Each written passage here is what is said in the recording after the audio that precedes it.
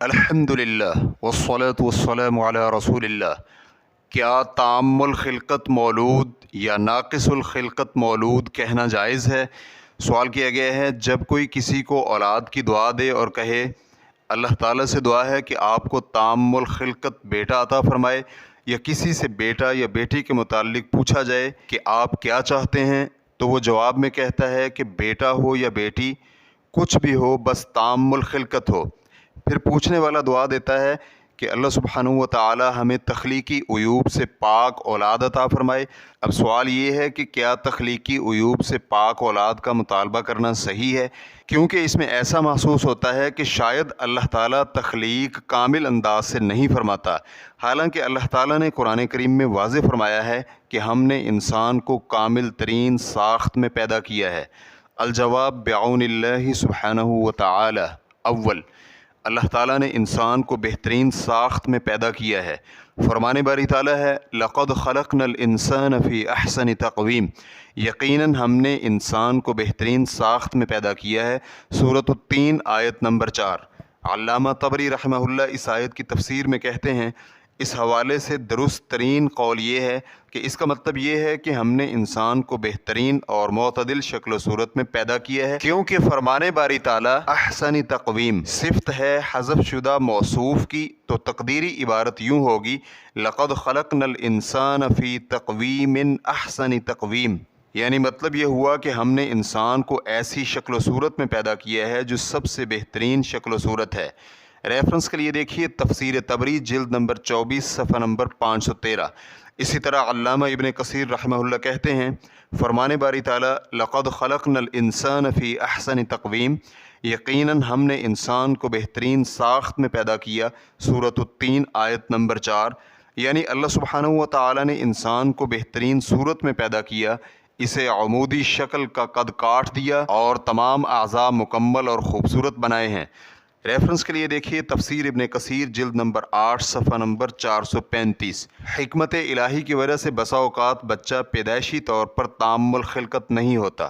انسانیت کی تخلیق کے لیے مذکورہ اصول ہی کار فرما ہوتا ہے، تاہم سب کے سب انسان حسن و تخلیق میں یکساں نہیں ہوتے، چنانچہ کچھ لوگوں کے لیے اللہ سبحانہ و تعالیٰ اپنی کامل حکمت کے تحت ناقص الخلقت پیدا ہونا مقدر فرما دیتا ہے، جیسا کہ فرمان باری تعالیٰ ہے اِنَّا خَلَقْنَا الْإِنسَانَ مِن نُطْفَةٍ أَمْشَاجٍ نَبْتَلِيهِ فَجَعَلْنَاهُ سَمِيعًا بَصِيرًا، یقیناً انسان کو ہم نے ملے جلے نطفے سے آزمانے کے لیے پیدا کیا ہے اور اسی لیے اسے سننے والا اور دیکھنے والا بنایا ہے۔ سورۃ الدہر آیت نمبر 2۔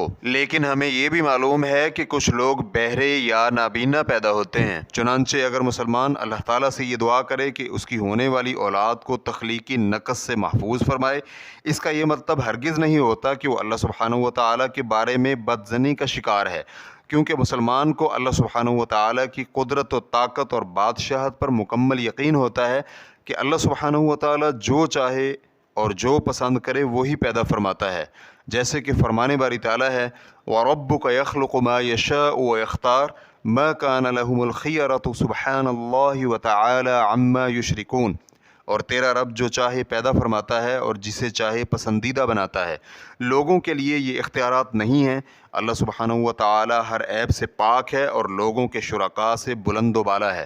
سورۃ القصص آیت نمبر 68۔ اسی طرح امام بخاری رحمہ اللہ نے الادب المفرد حدیث نمبر 1256 میں کثیر بن عبید سے نقل کیا ہے، وہ کہتے ہیں کہ جب سیدہ عائشہ رضی اللہ عنہا کے رشتہ داروں کے ہاں زچگی ہوتی تو یہ نہیں پوچھتی تھیں کہ لڑکا ہے یا لڑکی، بلکہ یہ پوچھتی کہ مولود تام الخلقت ہے۔ اگر جواب ہاں میں ہوتا تو فرماتی اللہ کا شکر ہے جو تمام جہانوں کو پالنے والا ہے۔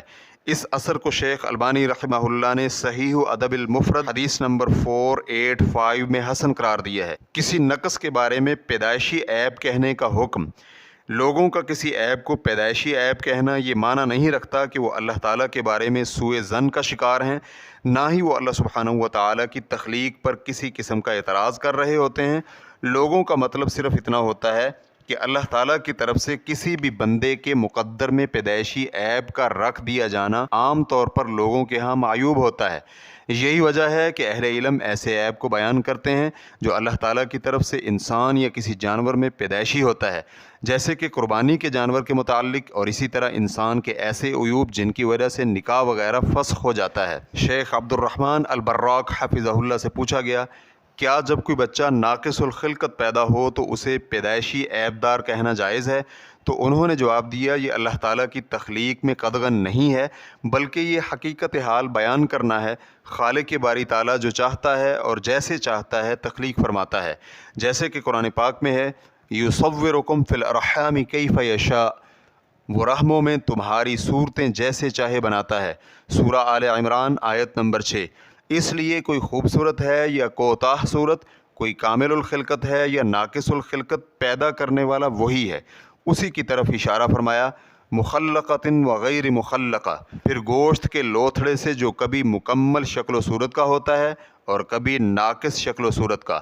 سورۃ الحج آیت نمبر 5۔ اس لیے اس لفظ کے استعمال میں کوئی حرج نہیں ہے۔ ریفرنس کے لیے دیکھیے آفیشیل ویب سائٹ شیخ براق حفظہ اللہ۔ اسی طرح شیخ عبداللہ بن جبرین رحمہ اللہ سے پوچھا گیا، لوگ کہتے ہیں کہ فلاں شخص میں تخلیقی عیب ہے، تو یہ کہنا کیسا ہے؟